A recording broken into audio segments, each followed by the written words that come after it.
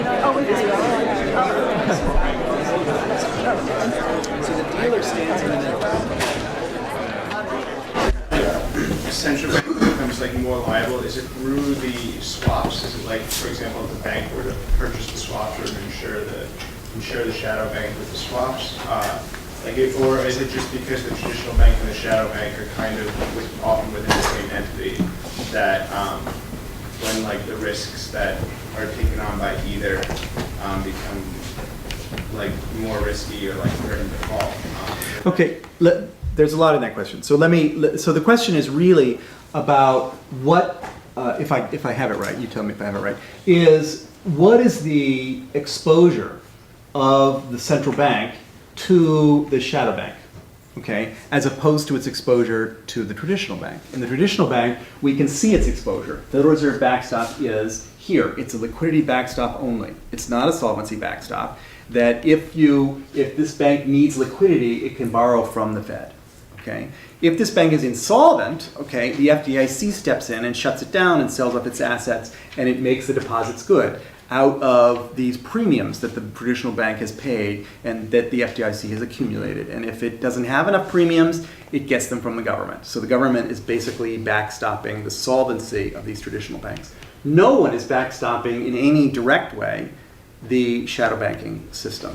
But I put there in red the liquidity put, because that is how the shadow banking system got onto the balance sheet of the traditional banking system during this last crisis, because they were unable to roll their funding. Okay, this RP, these short-term money market funding, once the quality of the underlying collateral came into question, the money market mutual funds said, "No, thank you. You told me these things were just like treasury bills, but with a yield advantage. Okay, I don't really like that. So now that it's due, I'm not going to renew mine. I'm not going to roll this over."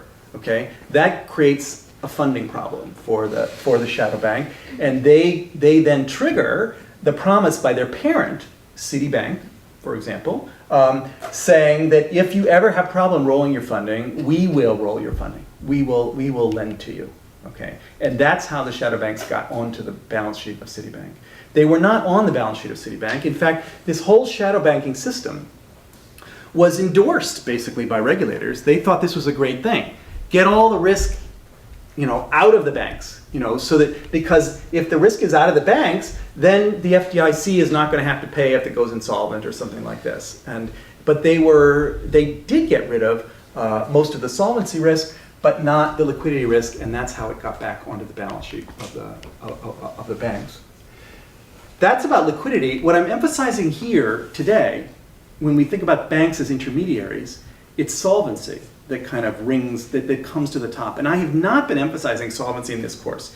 Most banking courses are all about solvency, okay? And so I shift to the other to make sure that we really understand about liquidity. I put primary emphasis on this.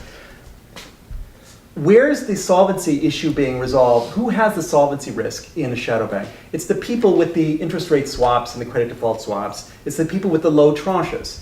If you're holding a mid tranche or a low tranche, those are the risky tranches. So that's where the capital of the system is on the balance sheet of whoever it is that's on the other side of these swaps and on the other side of these, which I'm not showing in this picture. Okay, but I will later on when we actually talk about these swaps. So for example, this credit default swap. AAA credit default swaps, AIG wrote a ton of them. What's AIG? AIG is an insurance company. Okay, it had a lot of capital and a lot of bonds, okay?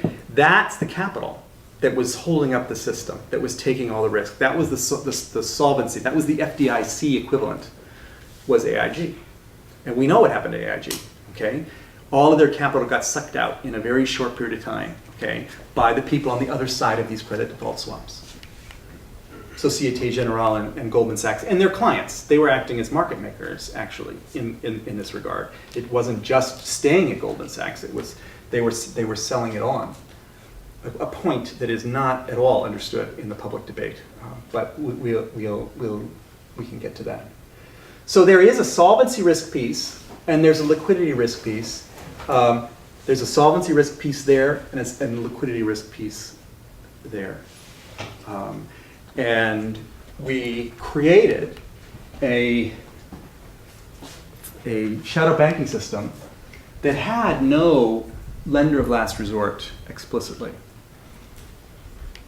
The thought was that because, and this is one of the fantasies on which modern finance is built, okay, that if you get rid of solvency risk, you also get rid of liquidity risk. Because if this is a risk-free asset, then it's basically a treasury bill. And if it's a treasury bill, then it's a liquid asset by design. But that turns out not to be true. It turns out not to be true. Even if you sell off all the solvency risk, you still have to get somebody to buy it. Market liquidity is created by dealers. Dealers who are willing to quote bid-ask spreads. And we know from trainer model, okay, that if this dealer runs into trouble, they will stop quoting bid-ask spreads. And when they stop quoting bid-ask spreads, there goes your market liquidity. Shiftability. Shiftability, market liquidity, okay, is the key liquidity for the modern financial system of the world, okay? And it's provided by dealers. Dealers are the source of market liquidity. And dealers have their own liquidity problem in order to fund their inventories. If they can't fund their inventories, they stop making markets. If they stop making markets, the prices go away. This is why I emphasize in the shadow banking system, there's prices on both sides. In a traditional bank, typically there are not market prices on both sides. In the Jimmy Stewart Bank, these deposits were forbidden by law from paying interest. So there's not a market price, okay? And the loans are different borrowers are paying different things. These loans are completely illiquid. There's no market in them. You can't sell them because it's all about your characteristics and your house and all of this. So there's no market in this. There's no prices in a traditional bank. There's no market prices, okay? In a shadow bank, it all depends on prices. That the residential mortgage-backed securities there have market prices that fluctuate, okay? And the funding is world dollar funding. That's a price. Okay?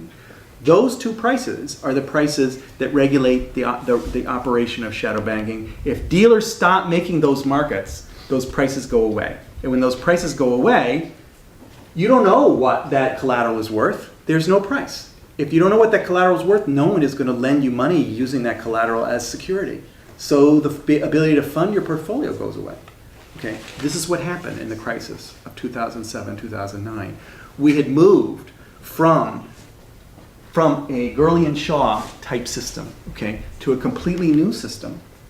We had moved from, and we thought we had moved it all off the balance sheet of the Fed, out of sight, out of mind. It's all you're going to be Europe's problem when it melts down. Wrong. It's a global funding system that came under threat almost immediately. And ultimately, that expansion of the Fed's balance sheet that I showed you in the very first lecture, remember that? Okay, that's what bailed this out.